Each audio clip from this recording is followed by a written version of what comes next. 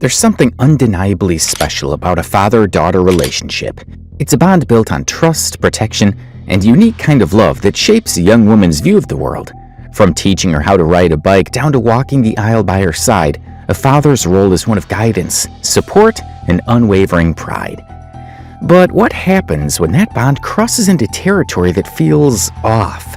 When the lines of intimacy within a relationship blurs in ways that make people stop, stare, and question everything they see. That's where we find ourselves with Sarah and Patrick, the TikTok duo known as the Dad-Daughter Dream Team, whose videos have sparked a firestorm of controversy, concern, and outright disbelief. Their stories have been heard all around TikTok and have even trickled beyond, with the constant reaction being between absolute shock at first and eventually disgust if you stare long enough. At first glance, their account might seem like just another quirky family vlog, one that's filled with dance challenges, goofy skits, and a whole lot of affection. And apparently that is what the duo behind this channel believe. That's what they're passing on to viewers with their content, albeit in their own unique way. But the moment you dig a little deeper, you'll quickly find a rabbit hole that's as unsettling as it is bizarre. Sarah, who is a 22-year-old still living at home, and her father, Patrick, who's in his 40s, have built a TikTok empire that has left viewers scratching their heads and clutching their pearls. All those reactions are as a result of their relationship dynamic. It's not just close, it's uncomfortably intimate.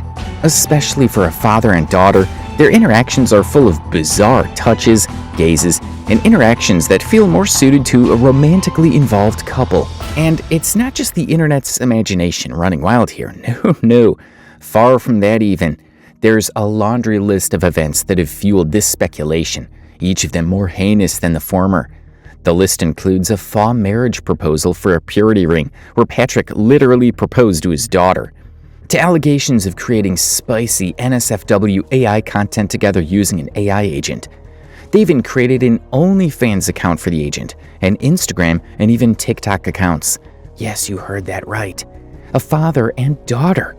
Their story is nothing if not controversial, and they make sure to stay in your face by posting regularly.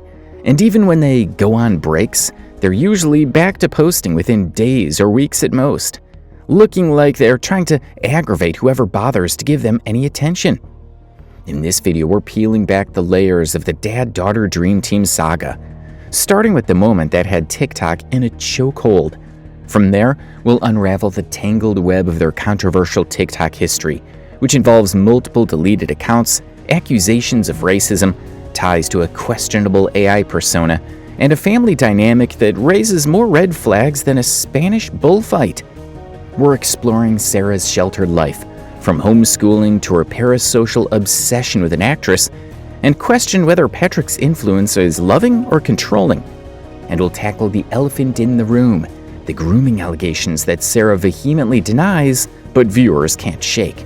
Are people overreacting, or is there genuine cause for concern? Let's find out. No matter where I go, no matter what I do, you'll always be a part of me and me a part of you.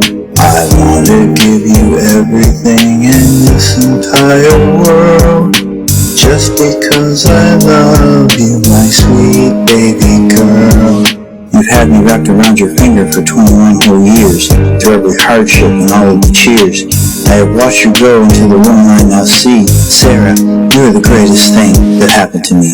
We dive straight into the moment that put Sarah and Patrick's Dad-Daughter Dream Team account on the map, and not in a good way. It's the infamous purity ring proposal, a video that left viewers cringing, confused, and frankly creeped out. If you haven't seen it, picture this. Patrick, a middle-aged dad, stages what looks like a full-on marriage proposal to his 20-year-old daughter Sarah, complete with a shiny ring and a speech about purity. Yeah, it's as uncomfortable as it sounds, and it's the spark that ignited a firestorm of controversy around their TikTok presence. So what exactly went down, and why did this moment make people so uneasy? Well, in the video, Patrick sets the stage with the theatrics of a rom-com. He announces to the camera that he's about to give Sarah a purity ring, but wants to make it special by mimicking a marriage proposal. He's clear it's not a real proposal, thank goodness, But the execution is where things go off the rails. He calls Sarah over. She seems caught off guard, maybe even a little annoyed, as she's pulled away from reading a book on the bed. Patrick then launches into a speech saying, "You're 20 years old, and most kids your age are not pure. I want to thank you for being pure." He then gets down on one knee, presents a ring, and asks, "Sarah, will you wear this ring as a sign and a promise to God and to me to remain pure until the day you're married?" Sarah, visibly awkward, agrees, and he slides the ring onto her left ring finger, the spot traditionally reserved for an engagement ring. They exchange "I love yous," and the video wraps with Sarah admiring the ring, which Patrick insists will stay on her finger until her future husband replaces it. What are you doing? What is this? Sarah, will you wear this ring as a sign and a promise to God and to me to remain pure until the day you're married? Yes. That is gorgeous. Give me your left hand. Now, the reason why this video hits such a nerve, first, the optics are undeniably weird. The marriage proposal framing, complete with a kneel and a ring on the left hand, feels like it's deliberately mimicking a romantic gesture. Purity rings are usually a personal choice for young people and are often tied to religious values, which is fine. Nobody's knocking someone's decision to wait for marriage. But staging it like a betrothal between a father and his 20-year-old daughter, that's a choice that screams tone-deaf at best. The ring itself adds fuel to the fire. Viewers pointed out that it resembles an engagement ring, reportedly found on Walmart's website, which makes the whole setup feel less like a fatherly gesture and more like a possessive claim. And let's not ignore Sarah's demeanor. She seems a bit uncomfortable, hesitant, almost like she's going along with something she didn't sign up for. This wasn't a private family moment, it was a performance for TikTok. And that public display amplifies the unease. Again, more context raises bigger questions. Sarah was 20, not a teenager when this happened. She's already an adult, capable of making her own choices about her body and beliefs. Yet, Patrick's speech frames her purity as something he's grateful for, as if it's a gift to him, not just a personal or spiritual commitment. The promise isn't just to God, it's to Patrick too, which feels like a huge overstep. Why does a father need to be so involved in his adult daughter's sexual choices? And why present it in a way that mirrors a covenant between partners? The dynamic suggests control, not celebration, especially when you consider Sarah's sheltered life, still living at home, homeschooled since age 10, and seemingly dependent on her family for most, if not all, of her social interaction. This wasn't a moment of empowerment. It felt like Patrick was just reinforcing his influence over her future. The backlash from this was swift. Majority of commenters called the video gross and disturbing, with many pointing out that the proposal vibe crossed a line, with one user saying that the proposal was far too intimate and it was illegal. Some even speculated it was rage bait, designed to go viral by pushing boundaries. But Sarah's discomfort undercuts that theory, as she doesn't seem to be in on the joke. Okay, we will not keep addressing this shit. I am not in an inappropriate relationship with my dad. We are father and daughter and we are close. Nothing more. I wear a purity ring and I take it very seriously. Only my future husband will ever have me in that way. Furthermore, he is my dad and he would never, ever do something like that. Ever. Also, to the creators getting spoon-fed lies, I have never been in a relationship with a woman and I am not bisexual. But these were not the only concerns. There was also the question about grooming, noting how the public nature of the act could normalize an unhealthy dynamic for Sarah. Sarah later defended the ring, saying she takes it very seriously and that only her future husband will have her in that way. But her insistence on the ring's importance only deepens the unease. Why is her purity such a focal point of their content, and why is Patrick so invested in broadcasting it? I'll let you draw your own conclusions. This purity ring moment isn't just a one-off event. It's a window into the broader issues with Sarah and Patrick's TikTok presence. It set the tone for their account, where affection often feels too intimate, and boundaries seem non-existent. But this is just the beginning. When you think that the dad-daughter dream team couldn't get any stranger, we stumble into the bizarre saga of Aurelia Brigman, an AI-generated persona that took Sarah and Patrick's TikTok controversy to a whole new level. What initially started as a seemingly innocent Christian pop song ended in allegations of a spicy OnlyFans account, deleted social media profiles, and serious questions about what this father-daughter duo was up to behind the scenes. This isn't a plot twist. It's an entire detour into really questionable territory. The Aurelia Brigman story began when Sarah posted a TikTok of her dancing to a Christian pop song created by this AI account. She was the first and only one to use the song, which raised eyebrows and questions as to why Sarah was so drawn to this obscure AI persona. At first, Aurelia seemed harmless, as she was a virtual singer churning out wholesome tunes. But things quickly took a sharp turn when the account started posting spicier NSFW content. We're talking AI-generated material that was anything but family-friendly, complete with links to an OnlyFans page, a place where users can make requests to the AI agent in exchange for cash, and a Reddit account showcasing explicit content. It had everything. Sarah and Patrick were both following this account, which is where the plot thickens. Viewers started connecting the dots, speculating that the duo might have created Aurelia as a side hustle to cash in on the spicy content market. Especially since the song that Sarah used in her video, the one made by this AI, had only been used by her and no one else. The timeline of events also makes this suspicious, because as soon as Reddit users began calling out the connection, the Aurelia Brigman accounts, the OnlyFans, Reddit, Instagram, all vanished into thin air. Poof, gone like they never existed.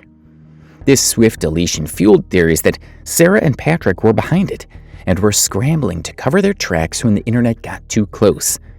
As if that wasn't enough to add to this sketchiness, a family Instagram account, possibly created for gaming and managed by either Sarah or Patrick, once followed a BDSM collar-making business.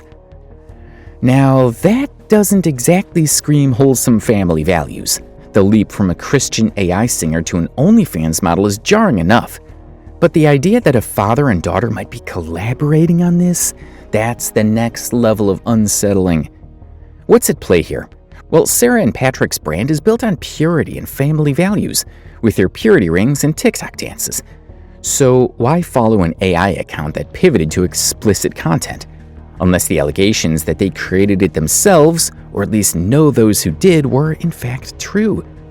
Also, if they weren't involved, why not just unfollow when Aurelia's content got out of hand? The sudden disappearance of the accounts only deepens the suspicion. It suggests someone had something to hide, and the timing points to Sarah and Patrick.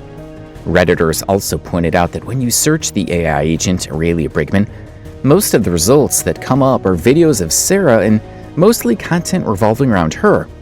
One commenter also pointed out that the main character in Patrick's failed book publishing is named Aurelia, pointing more fingers at them.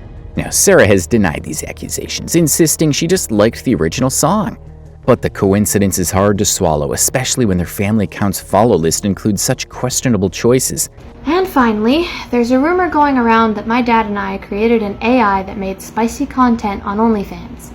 Their whole basis for this accusation is that this AI posted a song. I saw it on TikTok and I liked it, so I made a lip sync. I also followed the account in case they posted more music I liked. Excuse me for liking an AI song, but that does not prove that we were behind the account. As for the spicy content they allegedly posted, we would never post content like that. Hell, we don't even know how to use AI like that. The most we've done with AI is get a few name ideas for characters in our book. This wasn't a one-off mistake either. It's a pattern of boundary-pushing behavior that doesn't align with their public image. The bigger issue is what this says about their dynamic. If Sarah and Patrick were indeed behind Aurelia, it raises serious ethical questions. A father and daughter creating explicit AI content together, even if it's just business, it crosses a moral line that's hard to unsee. It's not just about the money, it's about the power imbalance. Sarah at 22 is still under Patrick's roof, heavily influenced by his decisions. If he encouraged or led this venture, it's another sign of control, not partnership. Even if they didn't create Aurelia, their association with the account shows a lack of judgment that underlies their "we're just a close family" defense. This AI scandal didn't just shock viewers, it amplified concerns about Sarah's well-being. It also caused people to feel less compassion towards her. Comments saying that she was aware of what she's allegedly done and she tried to cover up. I mean, it's one thing to dance too closely on TikTok. It's another to be linked to something this explicit. But the rabbit hole doesn't end here. As if the Purity Ring spectacle and the AI account scandal weren't enough to raise eyebrows, the dad-daughter Dream Team saga takes an even darker turn with the revelation about Patrick's brothers, both of which are registered sex offenders, convicted of heinous crimes against minors in both cases. And Patrick's nonchalant attitude about their presence in his life left viewers reeling. This was a bombshell that casted a long shadow over Sarah and Patrick's TikTok world, fueling concerns about their sense of judgment, safety, and what's really going on behind the camera. According to online discussions, particularly on Reddit where the discovery was made, Patrick's two brothers have criminal records that are as serious as it gets, convictions for offenses against minors.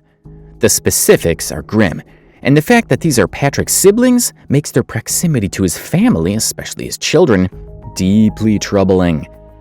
What's even more jarring is Patrick's response when confronted about it. In a video, he brushes off the severity of their crimes, saying, "Yes, my brothers were convicted as offenders. That's their problem, not mine. I still talk to them. They're my brothers. They've paid their price to society." They brought up my brother's convictions. Yes, my brothers were convicted as sex offenders. That's their problem, not mine.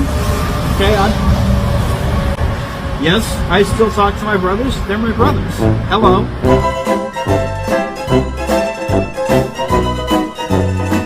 I mean, I don't condone their crimes, but you don't abandon family. They pay their price. No remorse, no distance, just a shrug and a defense of family loyalty. This cavalier stance didn't sit well with viewers, and for good reason, with fans calling out Patrick for his efforts to defend them and downplay their crimes, while also raising concerns over the well-being of his children as he ignorantly says that he can't cut them off. Let's break down why this is so alarming. First, Patrick's decision to maintain a close relationship with his brothers suggests a troubling lack of judgment. As these aren't minor offenses, they're crimes against children, the kind that most people would consider unforgivable. Yet Patrick seems unfazed, implying that their time served absolves them. This raises a critical question. If Patrick is so dismissive of such serious crimes, what does that say about his own boundaries and values? As a father, his primary duty is to protect his children, including Sarah and her younger brother. But by staying close to his brothers, he's potentially exposing them to individuals with a proven history of harm. Though he doesn't confirm whether Sarah and her brother interact with their uncles, but Patrick's ongoing relationship with them strongly suggests they're part of the family's orbit. For viewers, this isn't just about Patrick's brothers. It's about what it reveals about him. His defense of "they're my brothers" feels like a justification, not an explanation, and it's particularly chilling in the context of Sarah and Patrick's already questionable dynamic. The Purity Ring video and the AI account controversy already hinted at blurred boundaries. Now, Patrick's association with convicted offenders amplifies fears that he might not see certain behaviors as problematic. It's no more far-fetched to speculate that Patrick's attitude could stem from a worldview that downplays the gravity of such crimes, though Sarah staunchly defends him, insisting he's the kindest, gentlest, sweetest man. But her defense only deepens the unease. I mean, does she fully grasp the implications of her father's choices? Or is she too enmeshed in his influence to see the red flags? This revelation also ties into broader concerns about Sarah's environment. She's living in what appears to be an extended stay hotel. She's been homeschooled since age 10 and isolated from peers. Sarah's worldview seems tightly controlled by her family. And Patrick's willingness to overlook his brother's crimes doesn't inspire confidence that he's prioritizing her safety or fostering a healthy, independent life. Instead, it paints a picture of a father who might be more focused on maintaining his version of family than questioning what's best for his daughter. Regardless, this saga isn't just about the isolated incidents. It's a pattern of choices that keeps viewers on edge. Next is the family's car seating arrangement and the troubling role reversal between Sarah and her mother. Why does Sarah sit in the front seat while her mom takes the back? And what does it say about their household? Well, once fans noticed this weird occurrence, Sarah quickly made a video to address it, saying that she gets headaches and migraines from sitting at the back of the car, and that's the reason why she swapped seats with her mom. Now, most people have heard of people feeling a bit of nausea and motion sickness while in the back seat of a car, but I don't think anyone's gotten full migraines for the singular act of being in the back seat. But this was Sarah's reason, and her mom looked like she didn't have much of a choice. We weren't prepared for how polarized people would be about this issue. So I figured I'd come on here and explain it real quick so that everybody is clear on why I sit in the front seat and Mom sits in the back. So ever since I was 16, I get really bad headaches in the back seat. Nothing seems to help. I've suffered from migraines in the past, so that stems from that. Nothing seems to help. I thought music helped at first, but that slowly faded, and it just kept getting worse. So she came to me and Dad and says, I'm getting headaches if I sit in the back seat. I says, well, do you get headaches when you sit in the front with Dad? And she said, no. I says, well, why don't you sit in the front seat from now on and I'll sit in the back seat? I have no problem with that. Yeah, she was completely willing to allow me to sit in the front seat just so that I wouldn't get headaches. Yeah, because I don't like her having headaches. This woman here, she's an amazing mother. She hates to see any of her family, especially her children, in pain. I don't like that because she's not herself when she's in pain. So this was entirely her decision. Yes. She offered to let me sit in the front. And honestly, that's how everybody's comfortable. But in the video, Sarah and her mom explained that she didn't have to ask to sit in the front, but her mom offered her the seat, adding that she hates to see her loved ones suffer. Even a comment agrees with her claims of having a headache when seated at the back, saying that it's a valid symptom. At 22, Sarah's life revolved entirely around her family, with few friends, no college, and a sheltered upbringing that's raising serious questions about her independence. From her homeschooling to her fixation on actress Jenna Fring, Sarah seems cut off from the outside world, only tethered to her father, Patrick, in ways that feel more confining than comforting. Sarah's isolation starts with her education. She was homeschooled from age 10 through high school, and her younger brother is still homeschooled.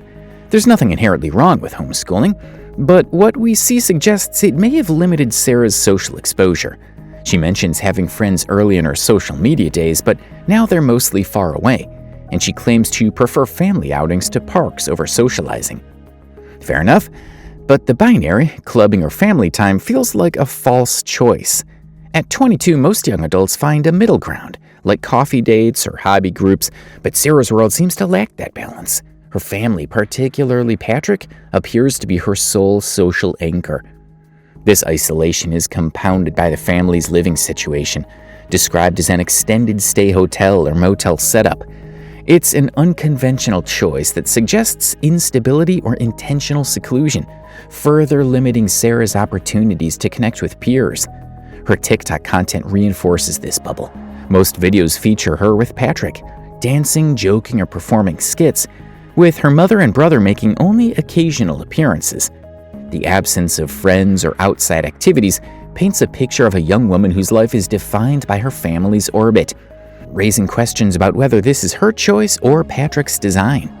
Then there's Sarah's parasocial relationship with actress Jenna Fring, a detail that's as sad as it is strange. Sarah and her family attend all of Jenna's meet and greets, and Sarah has convinced herself they're best friends because of these encounters. Patrick encourages this fixation, which feels less like support and more like enabling a fantasy.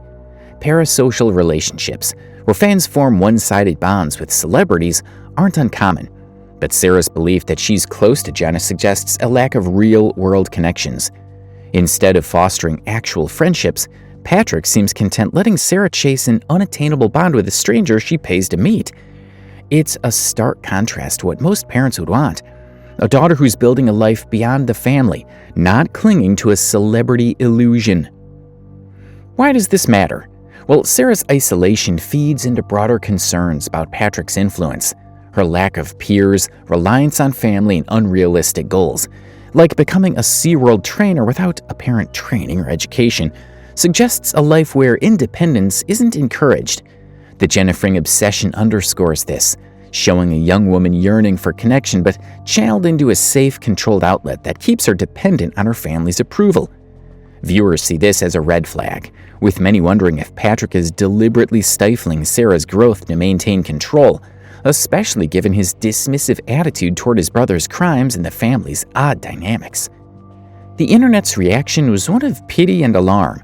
Commenters called out Patrick for supporting Sarah's fantasy of being besties with Jenna, saying that Jenna isn't a real friend if you have to pay to see her. Another noting that her sheltered life limits her perspective on what's normal, saying that the family needs a reality check. Some speculated that Patrick prefers her this way, dependent and unquestioning, while others worried about her future if she never flies out the nest. The dad-daughter dream team's TikTok journey is already a minefield of controversy, but the allegations of racism against Sarah and Patrick add a new layer of scrutiny to their public persona. From Sarah's baffling "pretty white in 21" comment to Patrick's reported use of racial slurs, these incidents have sparked outrage and deepened doubts about the family's judgment. In a world where every word on social media is dissected, these missteps aren't just slip-ups. They're a window into the values and awareness behind the camera. Let's break down what happened and why it's left viewers shaking their heads. The first incident centers on Sarah, who, in a now infamous video, responded to her father with, "I'm pretty white and 21." Don't look at me in that tone of voice, young lady. I'll look at you however I want to look at you. I'm pretty white and 21. The context is unclear, but the phrase sets off alarm bells. Viewers slammed it as racially insensitive, questioning why Sarah would frame her identity in such a way.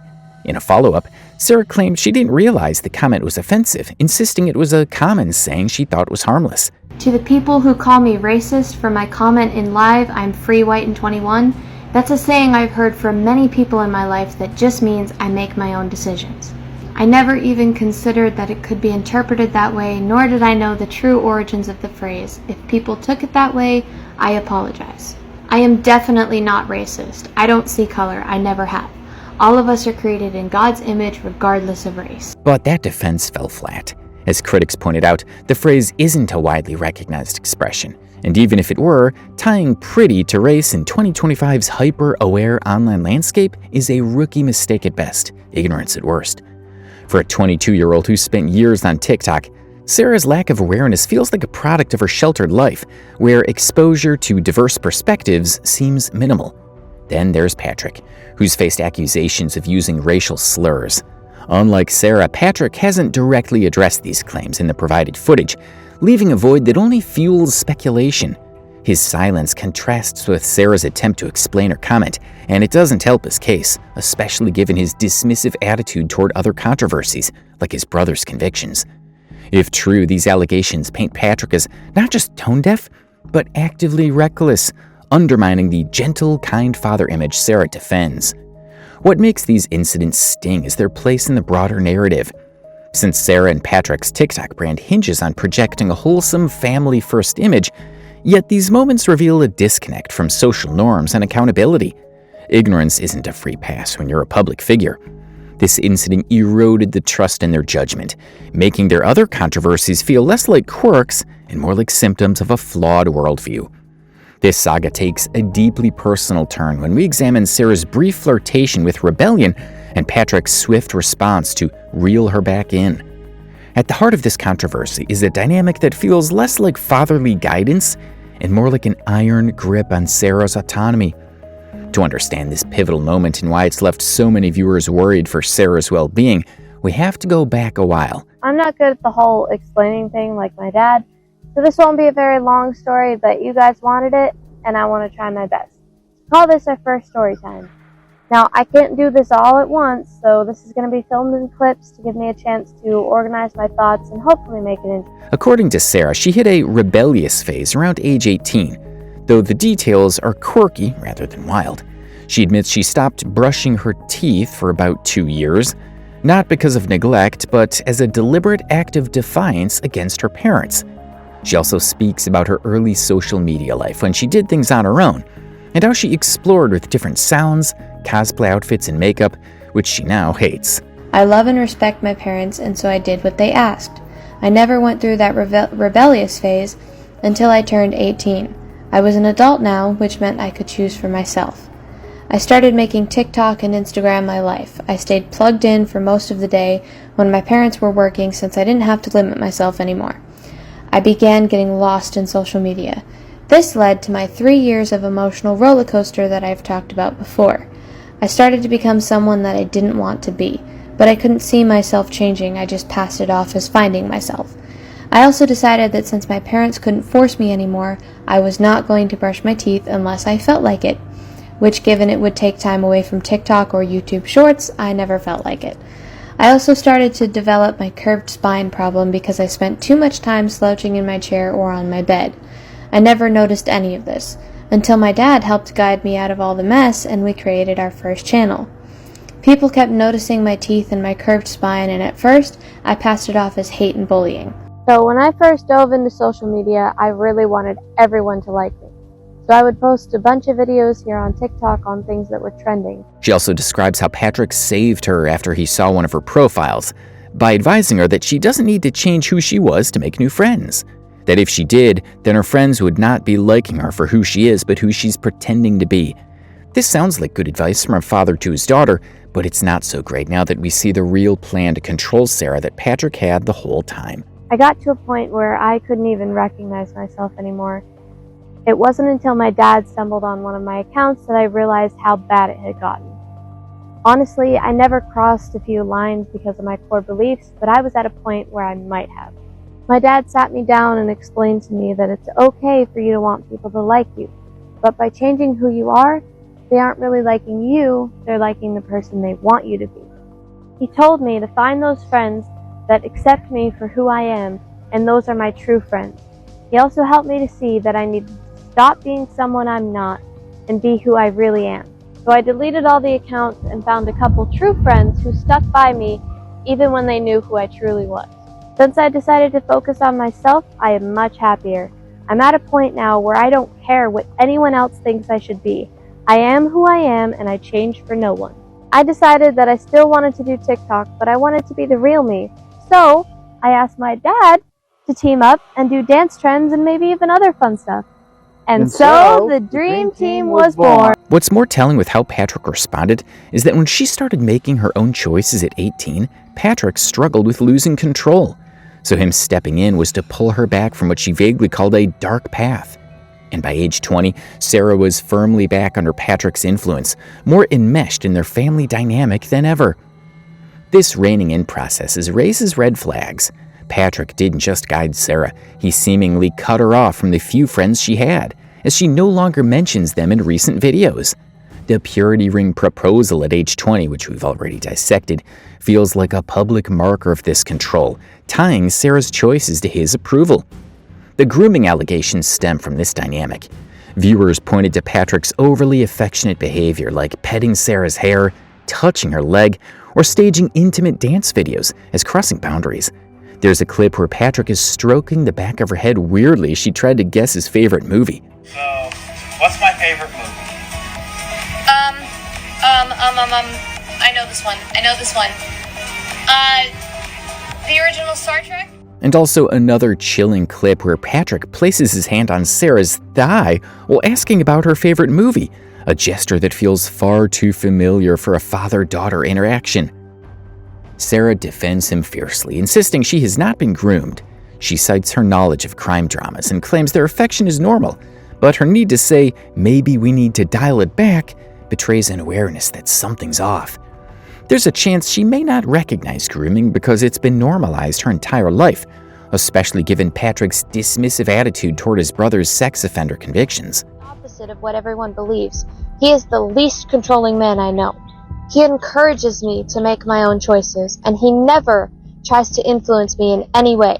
And then he backs me 1000%. He does the same for Hunter and Mom. People want us to be outraged and upset that people think we're a couple. Well, we are, but we also don't understand why people see the worst. Coming on here raging at people won't help, so why should we waste everyone's time? I get that some people aren't as affectionate as we are, but taking the leap from hugging and being close to each other all the time to that is absolutely the biggest stretch I've ever seen. I know that we may not be your typical father and daughter, but honestly, who are we harming by expressing ourselves in a completely innocent way with no bad intentions? You say you see red flags and are concerned for me, my mom, and Hunter. Okay, I'll admit that we may appear a little off to some people. My dad is quite the character for sure. He loves to be quirky and have... You do something to me that I can't explain. Hold me closer and I feel no pain. I feel my heart. We got something going on. Another case that adds weight to these concerns is Sarah's transformation from ages 20 to 22, as well as a change in her demeanor, as she seems tired and over it, with dark circles under her eyes that some call raccoon eyes. While some speculate these could stem from a medical issue like a skull fracture, there's no evidence to confirm this. What's undeniable is that Sarah appears drained, a stark contrast to the vibrant teen she once was. This shift, combined with her lack of independence, fuels fears that Patrick's influence is stifling her, whether she sees it or not. Her audience's reaction to this is a mix of empathy and alarm, with many expressing concern for Sarah, saying the discoloration might be genetic or due to vitamin C deficiency or anemia, suggesting that she gets blood work done ASAP. With all that's happened, some people still have a theory that it's all staged, that it's all rage bait, suggesting that Patrick is orchestrating this controversy for clout and views, with a laundry list of controversies piling up, from purity rings, spicy AI accounts, questionable family ties, and more. Some viewers theorize that Patrick, the mastermind behind the TikTok account, is deliberately crafting rage bait to go viral, capitalizing on outrage to boost views and followers. In 2025, where shock value sells, it's not a far-fetched idea. But does this theory hold water? Or is the unsettling dynamic between Sarah and Patrick just their bizarre reality? The rage bait theory hinges on Patrick's history and motives. He has tried and failed at multiple get-rich-quick schemes over the years, from a failed book launch to a gaming venture to potentially the Aurelia Brigman AI account. The TikTok account, with its boundary-pushing content, is one of the first endeavors to gain traction, racking up views through dance videos that feel too intimate and stunts like the purity ring proposal. The internet thrives on train wrecks, and Sarah and Patrick's account delivers. Each controversy, from Sarah's pretty white in 21 comment to Patrick's thigh-touching, sparks heated comments and shares. Some even argue Patrick knows exactly what he's doing, leaning into the creep factor to keep eyes glued to their content. After all, their multiple deleted TikTok accounts suggest a pattern of testing limits, retreating when backlash hits, and returning with fresh provocation. But there's one hole in the theory: Sarah's role. For rage bait to work, both parties would need to be in on the act, fully aware they're playing characters for clout. Yet Sarah's demeanor, often uncomfortable, doesn't scream willing participant. Her fierce defense of Patrick feels genuine, not scripted. She said, "I don't care what strangers think," but her need to justify their dynamic, even admitting they may need to dial it back, suggests she's not orchestrating outrage, but reacting to it. Most people wouldn't agree to videos that invite such heavy scrutiny unless they truly see their behavior as normal. Sarah's sheltered life, marked by homeschooling and isolation, supports this. She may lack the perspective to question Patrick's choices. Patrick, on the other hand, is harder to read. His cavalier responses could be the mark of a clout chaser who thrives on controversy. Yet there's no direct evidence he's staging it at all for views, only a pattern of poor judgment that keeps the drama alive. The rage bait theory assumes a level of cunning that Patrick's track record of failed schemes doesn't fully support. More likely, their content reflects a genuine, if troubling dynamic amplified by TikTok's spotlight. The internet's split on this. Some call it obvious rage bait, pointing to the account's viral success, while others argue Sarah's distress and Patrick's oversteps are too real to be staged. Either way, the constant controversies keep viewers hooked, proving that outrage sells, whether intentional or not. As we reach the end of the dad-daughter dream team saga, one question looms larger than all the controversies combined. Is Sarah okay? The 22-year-old at the heart of this TikTok storm has sparked not just outrage, but genuine concern, with viewers pointing to her physical changes, subdued demeanor, and the suffocating dynamic with her father, Patrick, as signs that something's deeply wrong. From dark circles under her eyes to a life that feels more like a cage than a home. The alarm bells started ringing when viewers noticed a shift in Sarah's appearance and energy. Between ages 20 and 22, the vibrant young woman from early videos seemed to fade. Commenters described her as tired and over it, with dark circles under her eyes, dubbed raccoon eyes, that weren't there before. Some speculated these could signal a medical issue, but without evidence, it's the emotional toll that stands out. Another issue is her sudden weight gain.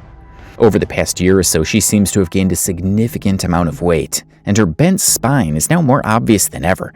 And there are a ton of possible explanations for this rapid change. It could be that she's overeating and paying less attention to herself. It could also be just a growth spurt. But there are no obvious answers available, and all there is for now is speculations. Sarah's life is like a pressure cooker. She's still at home in an extended stay hotel, homeschooled since age 10, cut off from friends, and tethered to Patrick through their TikTok empire. Her only friendship is a parasocial fixation on actress Jenna Fring, encouraged by Patrick, while her dreams feel like fantasies with no real path forward. This isn't a young woman thriving. It's one who seems drained, trapped in a world where her father's approval is everything. The public's concern about looks isn't meant to body shame or fat shame. It's about her health. There are real questions that she has avoided giving answers to. The amount of weight she gained, which she claims to be only 8 pounds, has been debunked by critics. And the concerns are not only about her weight, but also Sarah's life and her freedom. Her fierce defense of Patrick raises eyebrows even after she claims she knows the signs from watching crime dramas. Her admission that they need to dial it back reveals a flicker of doubt, a crack in the facade. Patrick's behavior crosses lines that Sarah may not see because this is her normal. And what if Sarah's mother, relegated to the back seat, looking spaced out in stained clothes while Sarah plays caretaker? The family dynamic screams imbalance, with Sarah cast as Patrick's partner in ways that feel profoundly unhealthy. Viewers aren't just throwing shade, they're pleading for Sarah's safety, many urging her to seek help or at least a doctor for her physical changes. The tragedy is that Sarah seems blind to the red flags, insisting that her life is her choice. But is it? With no job, no education beyond high school, and a father who seems to thrive on her dependence, Sarah's choices feel like Patrick's script. The rage bait theory falls apart when you see Sarah's exhaustion. No one plays a role this draining for views alone. Yet the alternative is bleaker, a young woman so enmeshed in her father's world that she can't see the cage around her. So here it's about a cry for clarity, a hope that Sarah finds a path beyond the spotlight, beyond her father's shadow. TikTok thrives on drama, but this feels like a drama with real stakes, and the internet's watching, waiting, hoping she's okay.